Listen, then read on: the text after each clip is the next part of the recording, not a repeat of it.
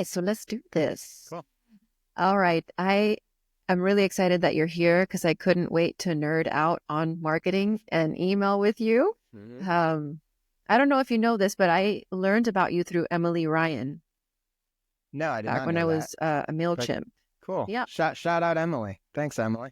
Shout out to Emily. She was raving about your newsletter and how it was the favorite thing of hers to receive in her inbox every day because it was so short and just digestible. That's awesome. And I'm then, I'm a fan of hers as well. So I always like when people like my stuff, but I really like when people whose stuff I like my stuff. Yeah, well, mutual. Cool. So that's how I learned about you, and then I also loved your newsletter and started using a lot of grabbing inspiration for what I was doing with mine at the time. And so here we are. You were like, I was like, can you come on my podcast? And you're like, yeah, get back in 6 months. And then 6 months later, I'm like, hey, it's been 6 months. And that's how it happens. You'd be amazed how many people I say that to, and then their podcast doesn't exist in 6 months. I never hear from them again. So good. Yeah, when I say it, I mean it. I said, get back to me in 6 months and we'll do it. And here we are. Yeah. I mean, technically I pivoted, but we're still doing it. So I wanted to talk to you about marketing. And since we brought up the newsletter, maybe we can start there. This community is built up of retreat professionals, and marketing is often, I hear, it's like a huge pain point because people just want to, make the world a better place, and they don't want to have to deal with the marketing aspect. But I wonder if you could share why having an email newsletter is important. Sure. In any business, but in a retreat business too. Sure. So before I jump to that, I actually, let's start with sort of marketing in general, right? Because I think, I forget the exact words you just used, but they're like, oh, they don't really want to deal with marketing. They just want to focus on making the world a better place, right? And that completely makes sense to me, but it's also a fundamental misunderstanding of what marketing is. Your marketing should be helping you make the world a better place. So people get real weird because they think about it as promotion, and I don't want to annoy people, and I don't want to be self-promotional. And they think because there's so much bad marketing out there, they don't want to do that, right? But good marketing is actually valuable. And one of the things I always say when it comes to sort of self-promotion, and in this case, promotion of your business and your services, whatever, that self-promotion is not a selfish act. It's a selfless act. That if you have something to offer that you genuinely believe creates value for people and that you genuinely believe can help them and help their lives and all those things, it's actually selfish of you not to make sure that the people that it can help know about it, right? And the reason people get uncomfortable promoting themselves and promoting their stuff is one of two reasons. One, they're not sure that what they offer actually provides value. And that insecurity makes them feel guilty about promoting it to people, right? If that's not the case, if you are confident, you go, you know what, this thing I offer is really valuable, not to everyone, but to these specific people, right? Then you are doing them a disservice by holding it back from them. You have something that can solve their problems, that can make them feel better, that can make them whatever. And because you are insecure about talking about it, they don't know it exists and they continue to suffer and struggle. That's a really important mindset shift, right? The second reason, so if that's not the case, if they're like, no, I know what I offer really helps people and I want to help people and has nothing to do with insecurity about what I offer. If you're uncomfortable doing it, then it's because you think you are trying to convince people to do something. And marketing is about making people aware and offering them this thing you have of value. I have no interest in convincing anyone to read my newsletter, hire me, do anything. But I want the people who it can help to know it exists. And I want to offer them, hey, I made this thing. I have this thing. I offer this thing. If you would like it, here it is. Not convincing, offering. And I think when people wrap their head around those two things, when they go, oh, you know what? I do really think this is valuable, what I have to offer. And I want people who need it and it could help to know it exists. And I'm not going to try to convince or quote unquote sell to anyone. Hey, I got this thing. I'm doing this thing. If you'd like it, sign up here. Those two things, if you can embrace those two mindsets, you will feel completely different about marketing of any kind. You'll feel completely differently about promotion and self-promotion of any kind.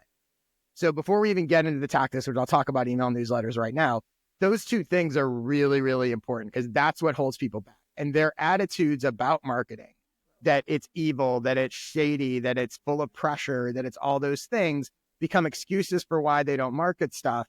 And at the end of the day, you're just preventing people who forget your own interests. Like the people who would benefit from knowing that your thing exists and from doing it are not doing it because you don't like marketing, because you assume you have to market the way bad marketers market. That's exactly. Okay. So with all that said, email newsletters. So my email newsletter. So what I do is I help businesses get more clients and customers from their content. I do that in a variety of ways. I do coaching. I do skill sessions, which are workshops. I, again, have a newsletter. I have a podcast called I Want to Know. So a variety of different ways that I do that, but that's the core. My newsletter, which is called For the Interested, you can check it out at fortheinterested.com/subscribe, is the engine of my entire business. And I published it for 8 years. For the past 4 years, I published a literally 1-paragraph weekday edition and then a longer Sunday edition. So I'm publishing 6 issues a week. Not saying anyone has to do that, by the way. That's just what I'm doing.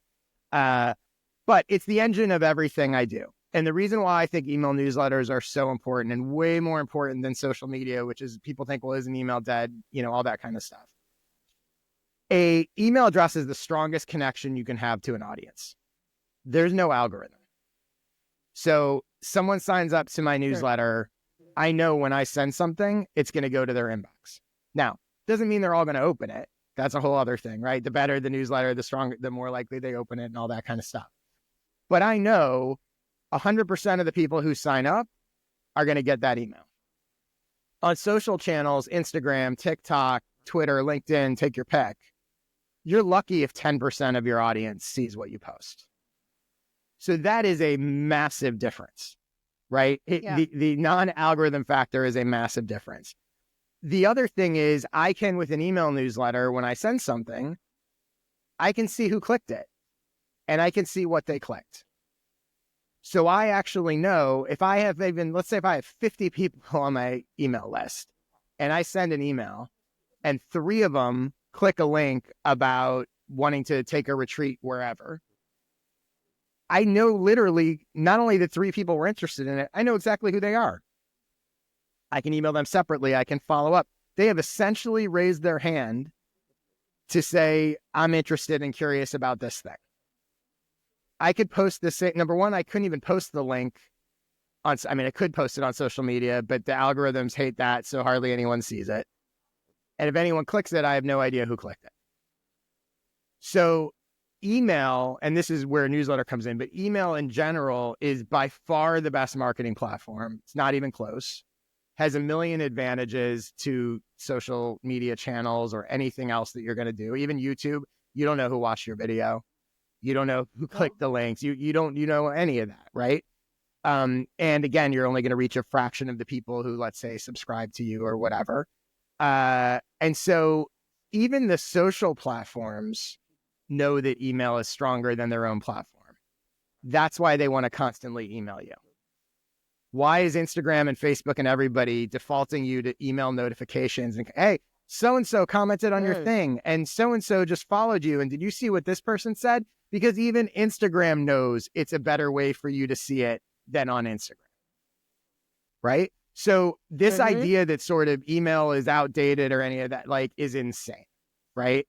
Like, it is a much stronger platform. You will find anyone that has a massive, not even massive business, but anyone who is succeeding, all the way from sort of a small solopreneur business all the way up to massive international companies. Email is a massive part of what they're doing. And they're always trying to get more email addresses, right?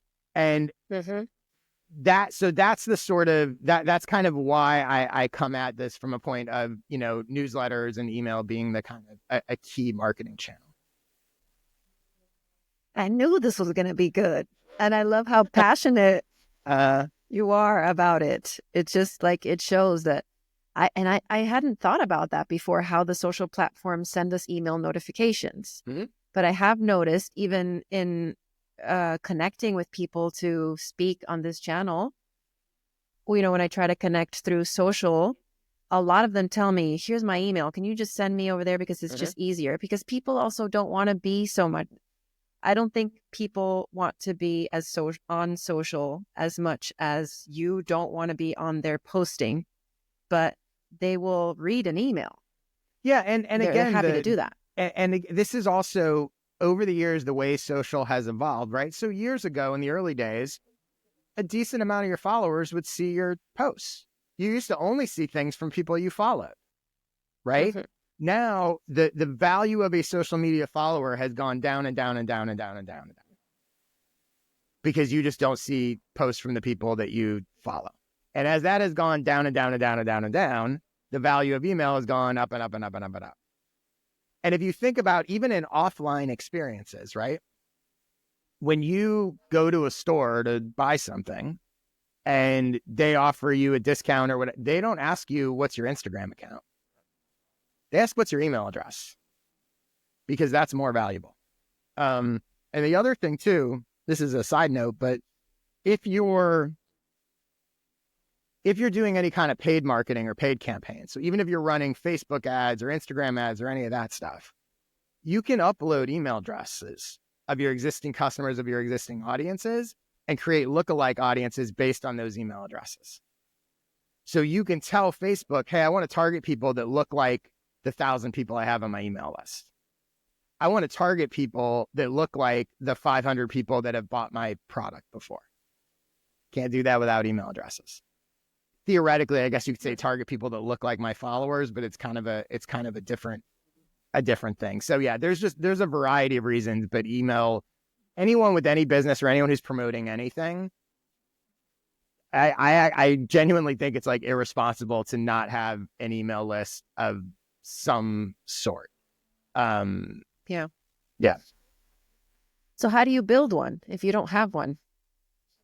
So I think the first thing you want to do is, I always reverse with all content, right? So content strategy in general is, I reverse engineer it, right? So the first question I would always ask people is like, let's not talk about email or social or content or any of that. What are you actually trying to accomplish? What's the end goal here, right? And they might say, well, let's do a hypothetical right now, because I always think it's better to sort of do specific. So we can do it with you, or pick sort of general, someone that might be in your audience, right? If I said to them, what are you actually trying to accomplish? Like, what is their goal? They want to fill spots at their retreat. Okay. And what kind of retreat? It's all hypothetical, but. Let's see. Who am I picking? Let's pick Alexander. He does these amazing, he has a farmhouse in Sweden, and he cuts a hole in the middle of the ice and you just ice bathe in there. Wow. So let's use, right? Okay. So let's use him. Perfect. So the person that's going to go sit in his ice bath in Sweden. Yeah. Who is that person? Why are they going to do that? Why do they want to do that?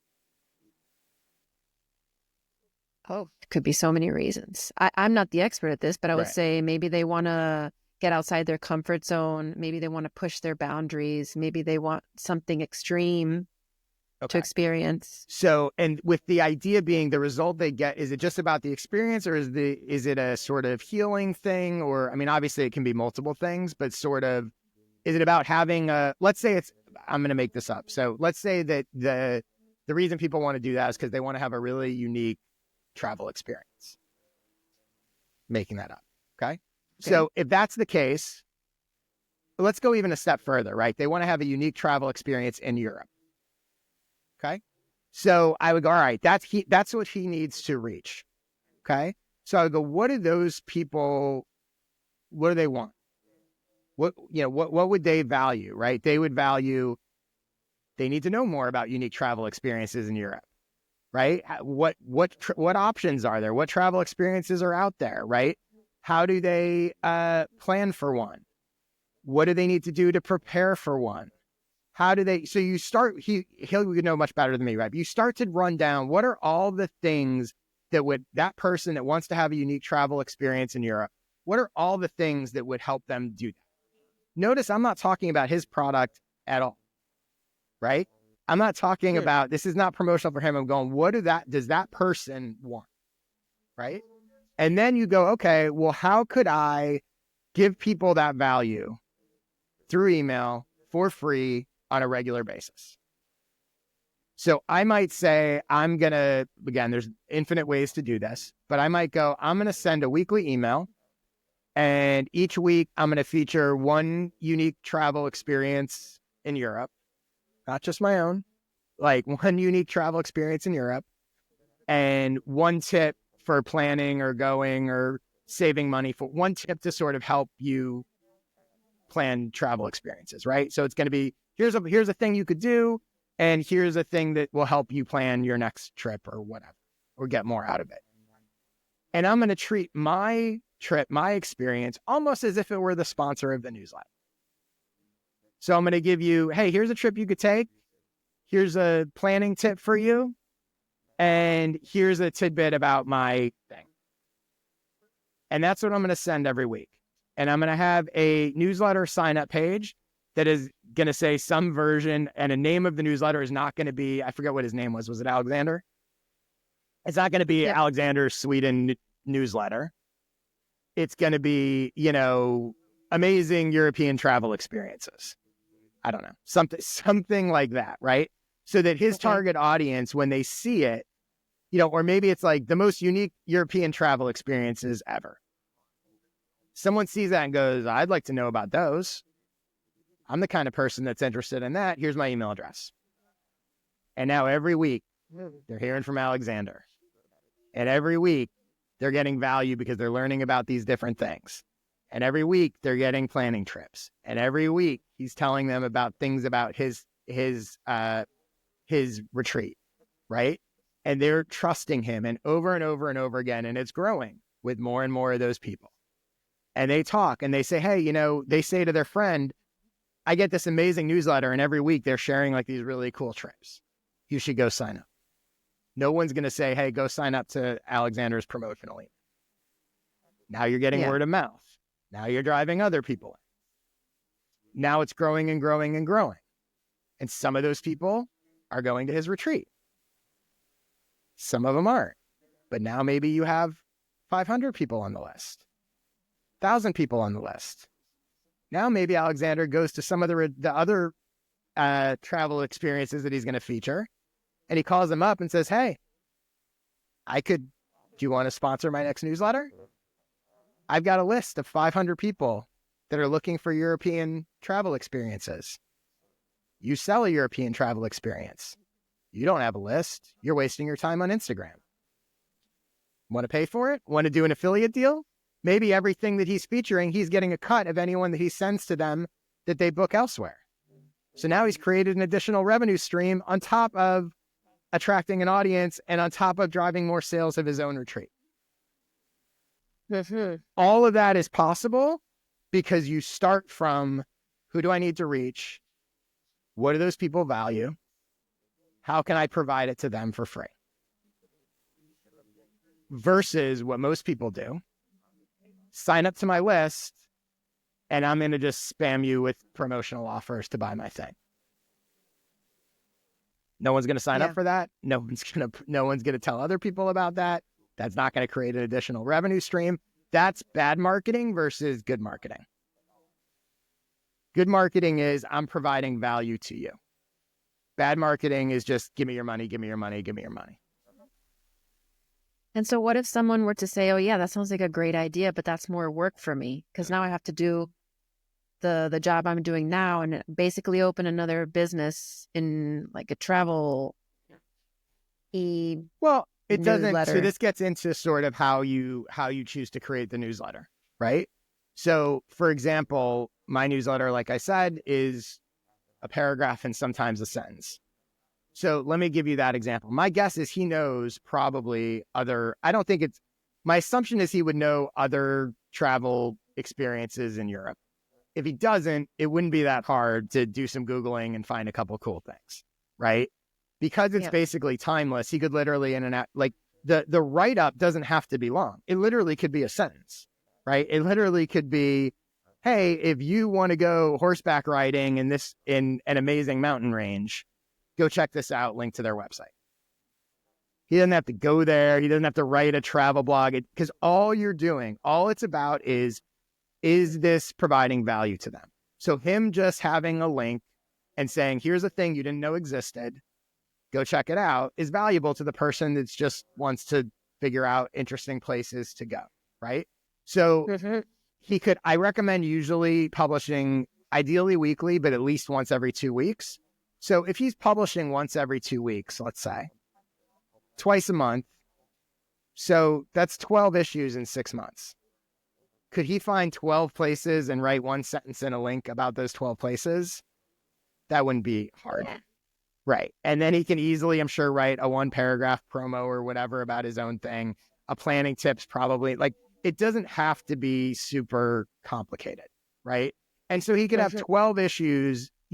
My guess is he could, certainly in a day, write all 12 issues and be done for 6 months and just schedule them to automatically go and not have to worry about it. Again, when you get into sort of affiliate deals and all that other, that's a whole other thing. Okay, maybe it takes some time to call people and broker it, but you don't have to do that, right? He just, ultimately his goal is to sort of get people to do his thing. So all he has to do is create a sign-up page, write 12 really simple, short emails, automate them, not hard to do. And that's 6 months, and then in terms of growing your list, whenever he sees, get on this thing. By the way, here's the other thing. When he has that, it creates other ancillary opportunities because now he could reach out to travel podcasts and say, hey, I'm the guy that writes the unique travel newsletter. Want to have me on and I'll talk about some of the stuff I found, as opposed to, hey, I'm the guy that runs this one thing in Sweden and can I come on and promote my own thing? Differentiating himself, right? So hope he's writing this down. Yeah, exactly. So the concern about, this seems like a lot is understandable, but when you realize it doesn't have to be a lot, all it has to be is something that when his audience opened it, they're like, that was worth my time to open it. And that literally can be a sentence and a link. You said something that, because I was initially thinking, you had to write this spread of an email and those had to go to different links on your blog and you had to have a blog with it. But I love that you just brought it back down to no, it doesn't have to be that. And I think what I really love still about your newsletter is it kind of feels like when you're sending your friends a link that you found and you're like, oh my God, you got to check this out. Yep. And you send a link, right? So it's your friends don't ever send you this long novel of oh my God, you have to check this place out in the history. But it's just hey, check this out. This is amazing, whatever it is. And that's it. You get the link. And I would add to that, if you're someone who is using social media already, so you're posting on, let's say, I don't know, but let's say Alexander has an Instagram channel. And let's say he's posting on there once or twice a week or whatever he's doing, right? Or, that social content can be your newsletter content. So if he's posting, I don't know, I have no idea what he's posting, but let's say, for example, he posted something that was a behind the scenes video or something funny happened at the retreat or whatever it is, right? One issue of his newsletter, the bit about his thing could literally be a link to that post. Oh my God, you won't believe what happened at our retreat the other day. Click here to see it. They click, they go into his Instagram post, which also helps social. Because now, again, it's the email is basically just a cheat code for the algorithm. Imagine if you had, again, now you're never going to get 100%, most likely. Well, maybe you could. But, imagine if you have 500 Instagram followers and all 500 of them you also have on an email list. When you put out a new Instagram post, you can email it to your 500 people And you don't have to worry about the algorithm anymore because they're all going to get it. And what's going to happen is you're going to drive all those people into the post. And what are they going to do? They're going to like it, comment on it, they're going to whatever. And that in the algorithm, the algorithm doesn't really know what you're doing. The algorithm's going to go, wow, this post is really popular. We should show it to more people. So that's the way people all the time think about using social to get email subscribers, which is good. And you should do that. But they forget that you can use your email list to boost your social posts, which is another. And you can use the social content. Again, you can repurpose that social content in your newsletter. So you don't have to, it doesn't, if you're already creating some content, it doesn't necessarily have to be, oh, I create all this new stuff for the newsletter. Doesn't have to be a lot of additional work. And I'm thinking back to when you said to offer value, don't just promote. And there's a lot of people on Instagram specifically, like Instagram experts telling you to flat out sell in your grid and then just be you and keep it personal in the stories. Do you agree with that? Because then you're flat out selling and then you're linking to your sell. So am I explaining that right? I think so. Well, first of all, I don't see it as an either or, right? So I don't see, and this goes back to sort of what I was saying initially, where it's like the quote unquote selling, first of all, is offering. Second of all, it is a form of value. So I think sometimes people get into this thing where it's like, well, when I'm selling or promoting my thing, I'm not providing value to people, but that doesn't necessarily have to be true. So again, retreats are a little different, but there's probably ways in which you could do it. Like, so for me, if I'm promoting a course, I don't just say, hey, here's my new course and you should buy it, a typical sort of promotional thing. I include an excerpt from the course that's valuable. So they learn something. Number one, it makes the promotional post valuable, but number two, it also is a better way to sell. Right? Because it's like, oh, you're going to see the course. And, I'm again, it's a little trickier to do this with retreats, but in general, like the idea that you use the product to sell the product, or the best way to sell a product is to let them see and experience the product. So I think you can do elements of that, right? So I don't think that you are offering something that's going to be really valuable to people. I don't think you should be like, oh, well, I'm not going to sell because this is a non-sales post. You could have a completely regular post and at the very end. So I'll give you an example, right? Maybe you post something on Instagram.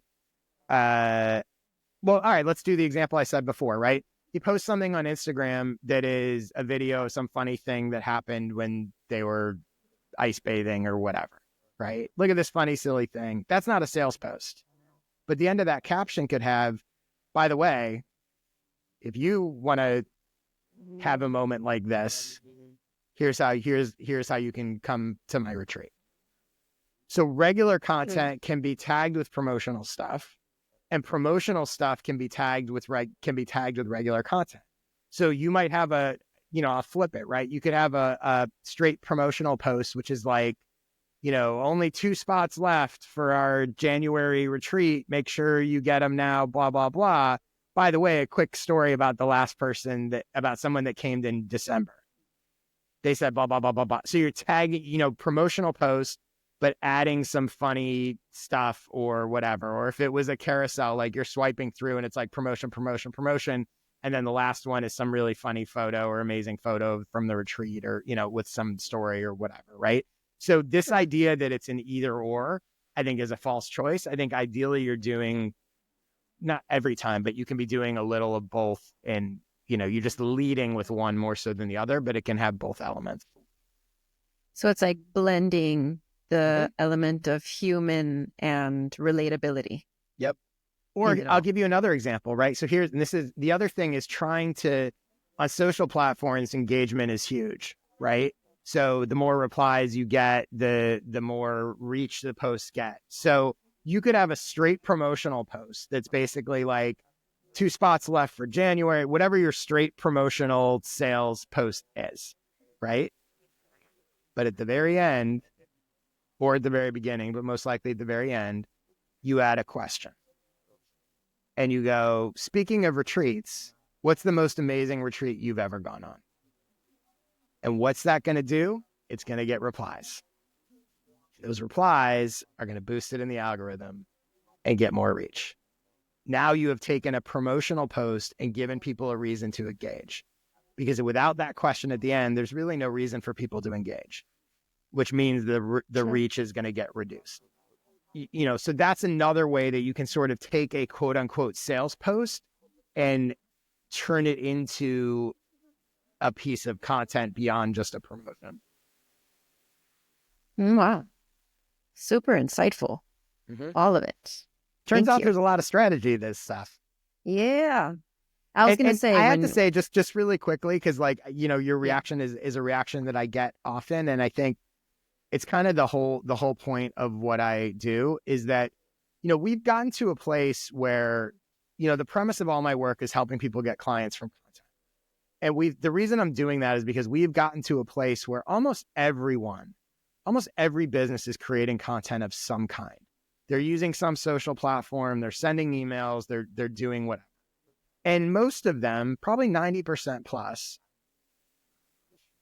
are frustrated because they're putting time, effort, and resources into this content, into these social posts, into whatever it is that they're doing, this podcast, this video, whatever it is that they're doing. They're putting a lot of time and effort and resources into it. And they don't feel like they're really getting a return on it. Maybe they're getting some likes, maybe they're getting some followers, but it's not really translating to leads and clients and sales and that kind of stuff. And what it feels like, I use this analogy of like a wind-up toy, right? So you pull the wind-up toy and they're just banging into the walls. This is them with their content and all their stuff, right? We're just doing all the things and working hard. The wheels are spinning and we're just banging into the wall. They're banging into the wall because their strategy, the strategic part of it, is missing. And I help them figure out the little things, like I just said, right? The difference between a straight promo post and adding a question to get engagement at the end is not hard once you know to do it. But they don't know to do it. And so once I tell them those things and how to use a newsletter and how to sort of use these things to be more strategic with the time, effort, and resources they're putting into their content, they go from this to that turn. And now it's going somewhere. Now you're making progress, right? And that's what all my work and all my tips and all my advice and everything, that's what it's meant to do, right? It's meant to say, look, it's not that in a lot of cases, they actually can be doing less. That's a whole other thing, right? But in a lot of cases, like they're trying to do too much. And my advice is actually like, let's scale it back. Let's just do it in the right way. But those little things make a massive difference. Right? The understanding that like, okay, you're going to have an email list that isn't the, Sweden retreat email list. It's this other thing that is the difference between people wanting to sign up and unsubscribing as soon as you send them your first email. And it's not more effort. It's more strategic effort. And I think there's a million of those little things, and it's different for every business, but there are some sort of universal, principles and things. And that's what I help people do, right? Like, and the reason why it's funny you said I'm passionate about it. I am, because I see so many people that they have good businesses and they're putting in the time and they're putting in the effort. And I'm like, but you need to be turned. Like you're just banging against the wall and it's not going to work, but it can work if we get pointed in the right direction. Exactly. This is why, well, first I wanted to tell you that you made me think of this quote in Spanish, but it translated, it's like the lion thinks everyone is of his condition. When you were like, yeah, you just automate it and it's super easy. It's super easy for you because you know what you're doing and you have experience with it. And I got to know you because I was in the email marketing industry. I have an email marketing background, so that's how I got to know you. But I wanted the retreat industry to get to know you because there's a lot of amazing people here who are living what you just said, the banging against the wall. And if they could get connected with somebody like you who knows what the F they're doing and can help them get it right. I mean, like you said, just a simple turn can turn that frustration into like, oh my God, this is everything that I didn't know could happen. And I should add, No, I'm glad you brought that up, because I think lots of people, and me, and I try not to do it, but I do it at times too. Everything's easy once you know how to do it, right? So you're right. And I think it's important to sort of point out, like, yeah, a lot of people who are listening to this or watching this probably have no idea how to automate emails. But what I will say is, it is much easier than you think it is. And whether you learn from someone like me or a lot of these platforms, like, I use ConvertKit. I'm a big fan of ConvertKit, but like, you can go into their support. There's a million, like, tutorials. And it's yes, if you don't know how to do it, obviously I don't want to say like, oh, everyone should automatically know how to do it. But what I would say is, you literally can learn how to do it in probably less than 15 minutes. Like, it's clicking a couple buttons, and it is not nearly as, so it's, I guess what I should say is, it's easy to learn. And it's especially easy to learn if you have someone that can be like, do this, do that, do the other.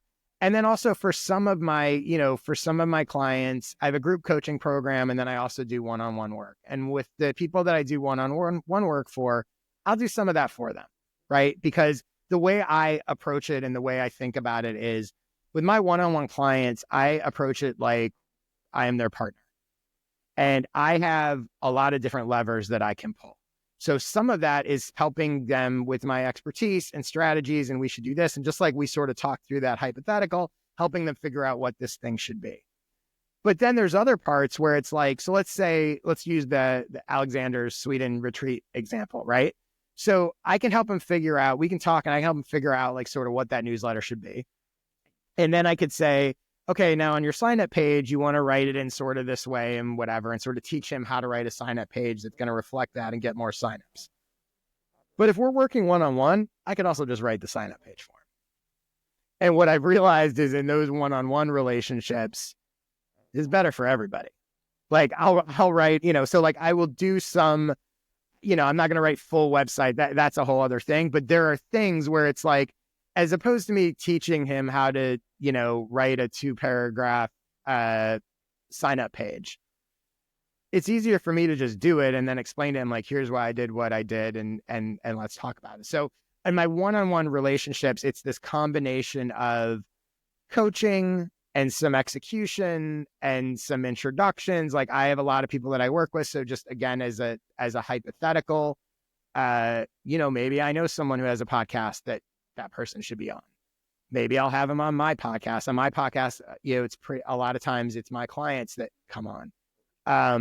So there's a bunch of different levers that I can pull, right? I have a newsletter with 30,000 subscribers. So maybe I send people your way. Maybe I give you an ad. Maybe, so I view it as, in the one-on-one relationships, it's like not just me sort of giving you expertise and telling you how to do stuff. It's like, all right, my goal, the whole thing is, if you work with me one-on-one and you're not getting new clients, like, it doesn't work.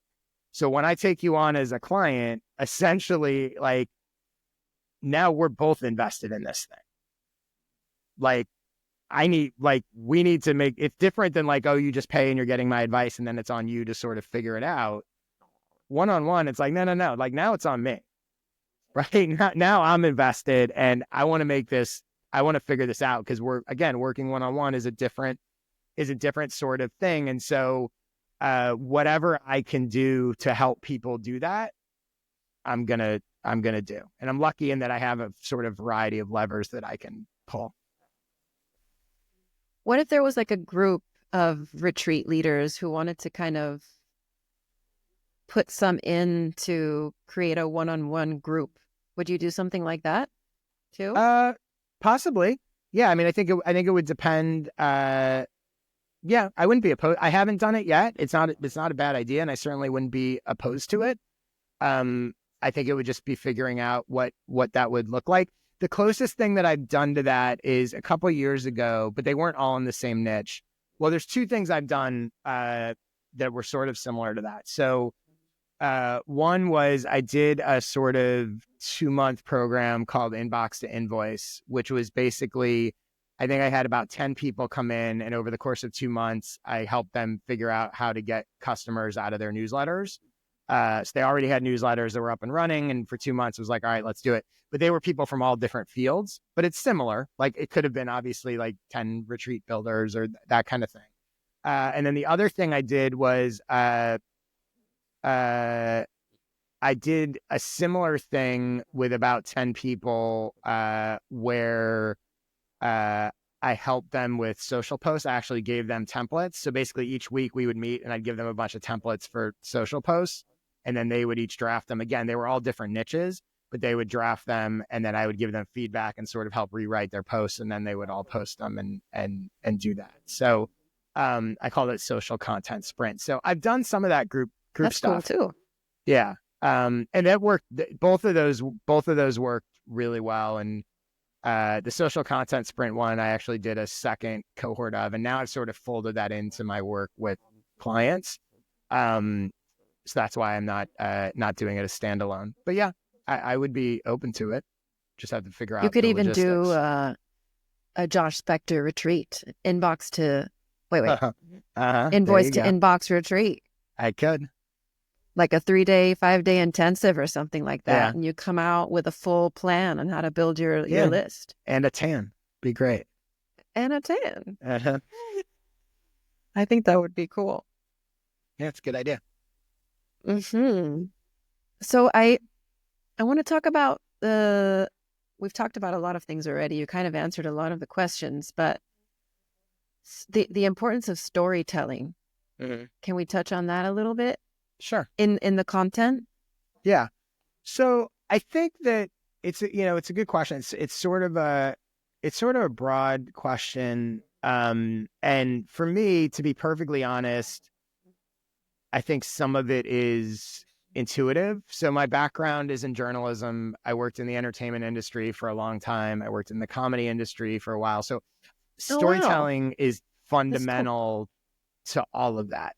Right. Yeah. Right. So like, I think I've sort of, and I even attempted to be a screenwriter at one point for a little bit. So like, I think I at this point have sort of an intuitive sense of storytelling and its importance, which, maybe gives me a little bit of a cheat code. But I think, when it comes to sort of storytelling, like the key is actually like, you need to be able to capture people's attention and keep it.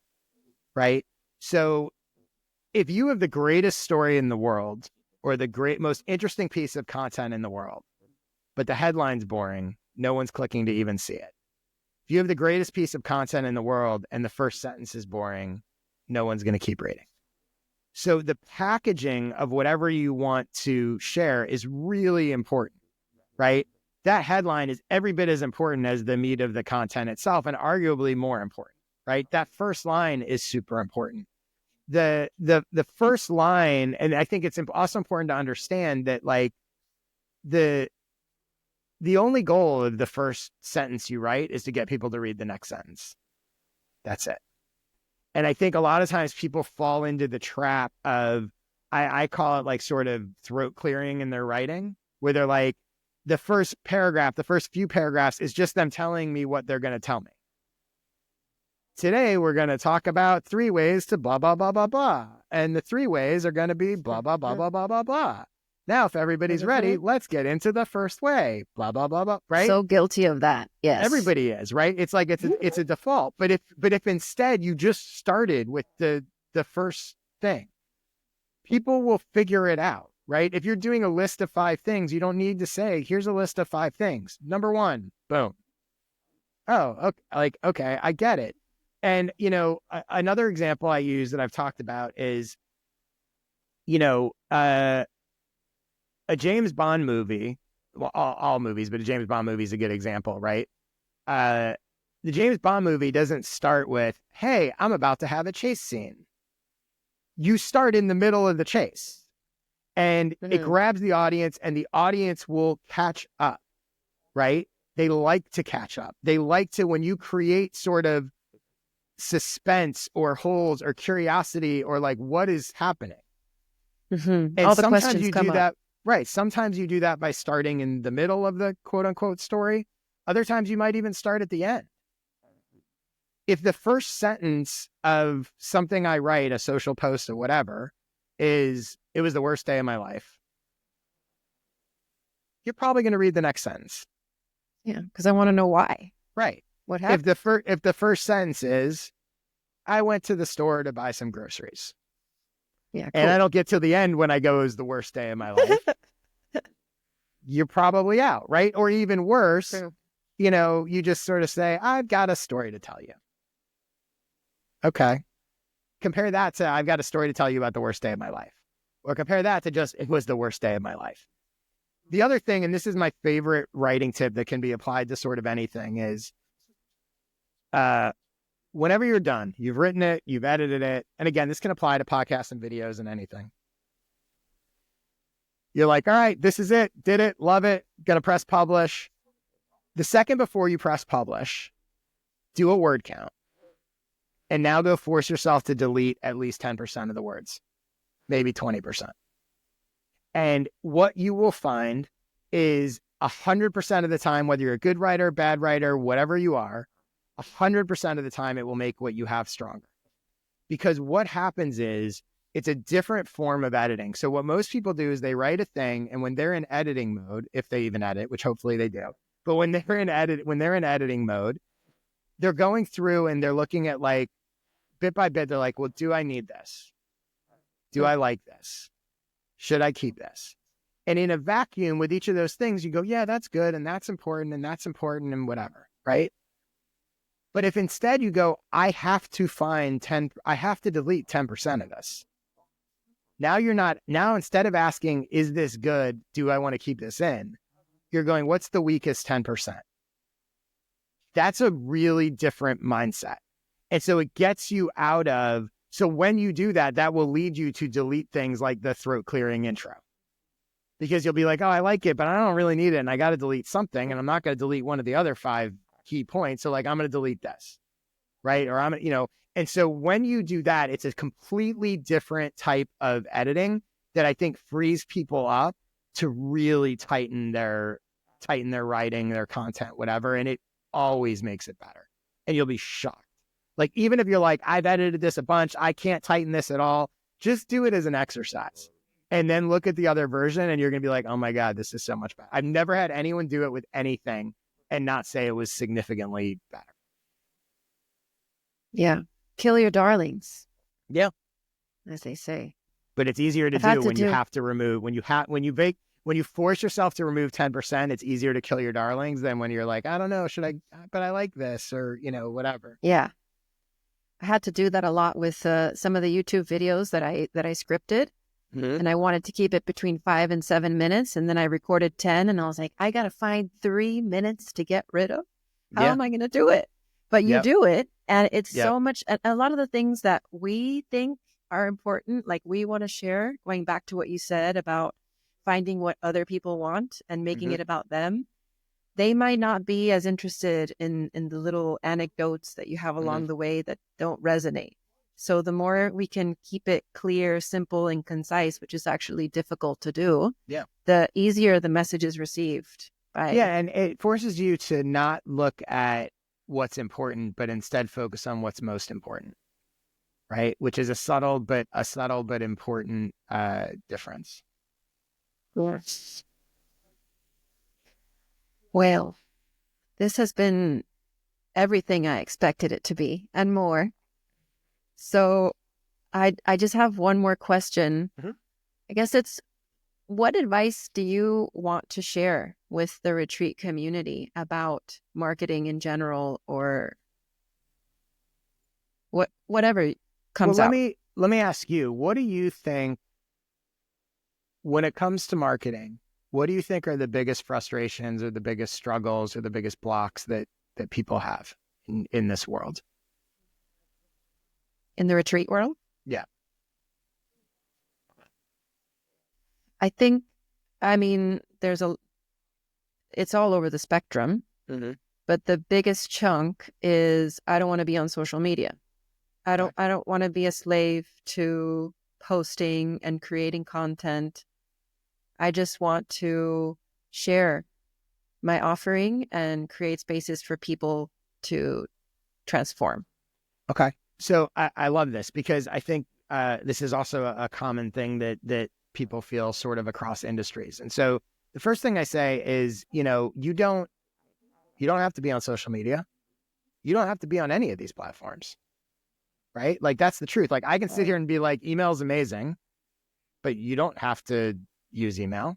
You certainly don't have to post on social. You don't even have to create content, right? Like, you don't have to do any of it.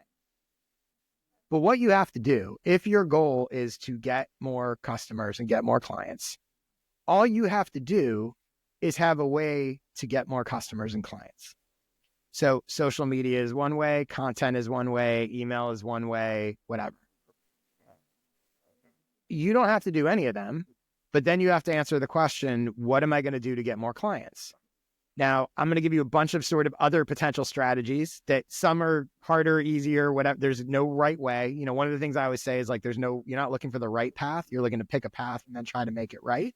So you can figure out whichever way you want to go. But I'll give you an example, right? I might decide that I'm not going to use social media. I'm not going to create content. I'm not going to have an email. I'm not going to do any of that. My entire business is going to be based on word of mouth from the people that come to my retreat.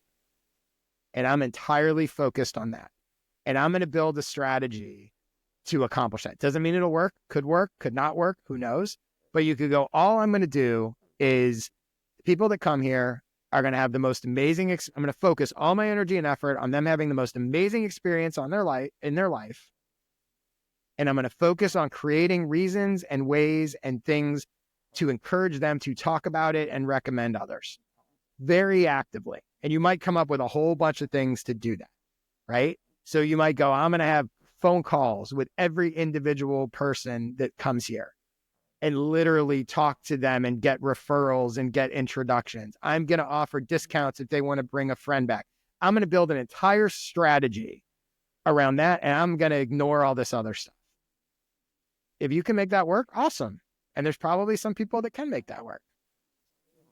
There's some people that can't make that work, right? So the goal is not, the goal is the end result that you want. And all this other stuff are just tactics, right? They're optional tactics that you can use.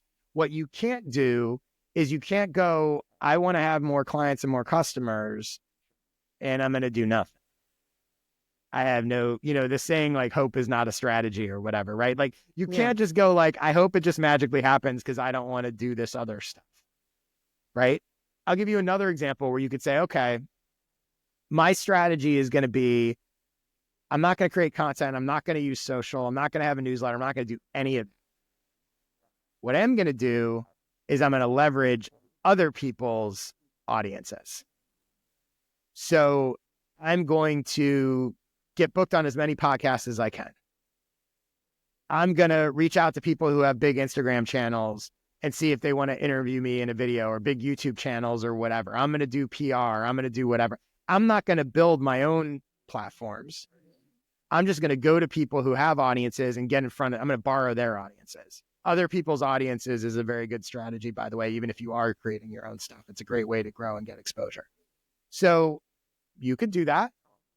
There's a guy named 𝗕𝗨𝗓𝗧𝗏, who's a really smart guy. And I don't know if he's still doing it, but for a long time, his quote unquote podcast was just a feed of him being interviewed on other people's podcasts. So he had a large following and people would ask him to come on their shows. And he's like, I'm not going to create a podcast, but I get invited on a bunch of shows. And one of the rules is going to be, if I come on your show, you have to let me put that episode in my feed, which is promotion for your show anyway. So people would gladly do it. And so he had a podcast without having a podcast. Oh, wow. You can do that, right? Smart. So that's another approach. A third approach might be, okay, I'm not going to do any content, newsletter, social media. I'm not going to do any of that, but I'm going to have a paid advertising budget, and I'm going to buy ads in newsletters, and I'm going to buy ads on podcasts, and that's going to be how I'm going to get in front of people, right? So there's infinite ways to quote unquote do marketing. None of this stuff is mandatory. By the way, I use a newsletter, Twitter, and LinkedIn. For years, I only used a newsletter and Twitter. I don't use Instagram. I don't use TikTok. In the past 2 years, I started a podcast. And so I have a podcast now and YouTube channel where I just have clips from the podcast. But there's lots of channels that I don't use because I choose not to. They're not part of my strategy, right? I can't do everything. I'm not going to do everything. I don't want to do everything. It's unproductive to try to do everything and be everywhere. And that's the other part of it too, right? Using social media doesn't mean you're everywhere. You might go, I'm just going to use Instagram under these parameters. This is what I'm going to post. This is what I'm going to do. Or I'm not going to use social. I'm just going to have a newsletter. I'm just going to have a blog. I'm just going to run ads. All you have to do is you have to be able to answer the question, I want this result. I want clients. I want customers. I want buyers. Here's how I'm going to go about getting them. And then you have to figure out how to make that strategy work. Or if you can't, do something else. But there's an infinite number of strategies that can work. You just have to pick one. Yeah. Okay. I just really quickly, I just want to ask you one more thing. How important is time?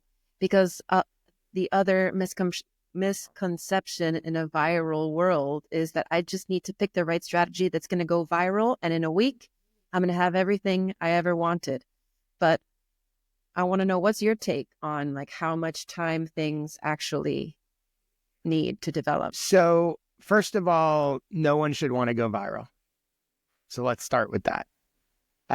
And most of your people are not going to go viral. Viral is a relative term, right? So if you usually get 20 people seeing your stuff and you get 20,000, that's viral to you. If you get 2,000, that's viral to you, right? If you usually get 20,000, if you usually get 15,000 and 20,000 people, that's not exactly viral, whatever, or the opposite. So, but in general, when you go viral, what you're actually doing is reaching a bunch of people. In most cases, you're reaching a bunch of people who are not your audience. They don't matter. So it feels good. It's fool's gold, basically, right? So, and you got to be careful about what you optimize for as well, right? If you want clients, you're optimizing for clients. So I have pieces of content that quote unquote bombed, right? I post a LinkedIn post and not a lot of people see it, but it got me 2 clients. I post another LinkedIn post and it went quote unquote viral. A lot of people see it. It didn't get me any clients. Which one's a success? Depends on which metric you're optimizing for. And in the case of most of your people, I assume they're optimizing for customers and whatever. So make sure that you're measuring the results of everything you do based on that, not based on social media metrics or anything else, right? So I think that's really, really important. And in most cases, again, it's misaligned, right? I post about and create content about how to get clients from your content. That's what it is. That's not really going to go viral. I could post a story about my 2-year-old daughter. I go viral. A lot of people have 2-year-old daughters. A lot of people want to see a dad talking about whatever. Not going to get me clients. Might reach millions of people. And maybe some of those people in the millions might be a fit, but it's going to be a tiny percentage, right? So this idea that if I could just get more eyeballs, if I could just get more attention, if I could just go viral, is only going to lead you to optimize for the wrong things. And in most cases, the Alexander with the Sweden retreat, to sort of bring it full circle, right? He could post some amazing thing that goes super viral. But the truth is, there's a very small percentage of people in the world that are ever going to go to Alexander's retreat. Very small. More than enough for him to be massively successful. But small, he's not running a viral thing. Going viral is not going to do anything for him. Not really. Going viral within a community, what would do something for him is if there's a Facebook group of people who are looking for unique European travels and someone in there goes, you should check out Alexander's thing, and 100 people in there see it and he gets 10 new customers out of it. That's what he needs. He needs quote unquote viral within the right community, not viral in terms of the way people think about going viral. Yeah. Good. I'm glad you said that. Focusing on the metrics that matter. Yeah. Mm-hmm. And making every decision accordingly. Okay. If your goal is more customers, I would look at every single thing and be like, is this going to help me get more customers? Is posting on Instagram every day going to get me more customers than posting on Instagram 3 times a week? Is doing a podcast going to get me more customers than doing YouTube videos? is posting on TikTok every day going to get me more customers than buying ads in people's newsletters? And some of this stuff you have to test and whatever, but ultimately you never want to lose sight of what you're actually trying to accomplish. How long do you think you should do something before you're like, this is not working, I need to try something else? It depends on what the thing is. I actually have a blog post where I talk about I call it like the 100x rule. And the idea is, I believe in almost anything you do, you set out and up front, you say, I'm going to do this 100 times. Now, 100 times, you can pick your 100 times, right? So you might say, I'm going to post on Instagram for 100 days. You might say, I'm going to do 100 Instagram posts. You might say, I'm going to spend 100 hours working on Instagram. You might say, I'm going to spend 100 minutes, would probably be too short. But you can pick your 100. The point is not necessarily that it's 100 things. It's that I'm committing up front to this level of effort. And until I've done that, I'm not even going to consider whether it's working or not. Because if you don't do that, from day one, you're constantly going, should I quit? Should I quit? Should I quit? Is it working? Should I quit? Should I quit? Should I quit? So if instead you go, like when I launched my podcast, that number, I was like, I'm going to do 12 episodes, an episode a week for 3 months. No matter what, that's what I'm going to do. And at the end of that, I'm going to look at it and I'm going to go, is it working? Is it worth it? Do I like doing it? Do I want to continue? So doing that avoids the constant, should I quit? Should I quit? Should I quit? Is it working? Frustration and stress. It also gives you an out, because the other thing people do is when they don't set an initial time frame, anytime they do decide to walk away, they feel like a failure and a quitter.